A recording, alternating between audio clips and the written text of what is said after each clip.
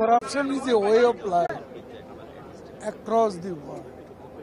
এটা বাংলাদেশে কোনো বিচ্ছিন্ন বিষয় নয়। এখানে দুর্নীতি নেই এমন দাবি তো আমরা করছি না। আর দুর্নীতি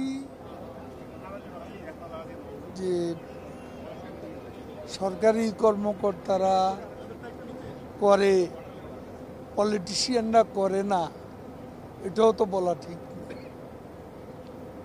কারণ আমরা যখন কথা বলি, আমি সবার কথাই বলছি, তখন আমাদের প্রথমত আয়নায় নিজের চেহারাটা দেখা হচ্ছে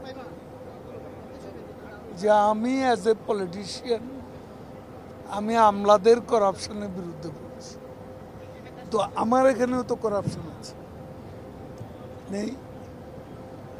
অবশ্যই আছে। আমি মনে করি এখানে দুদক আছে, আর দুদককে প্রধানমন্ত্রী একেবারেই জিরো টলারেন্স নীতিতে তিনি অটল এবং দুদক স্বাধীন। এখন জন্ম সনদ দিয়ে খোলো বিকাশ স্টুডেন্ট অ্যাকাউন্ট, নিজের বিকাশ নিজে কর।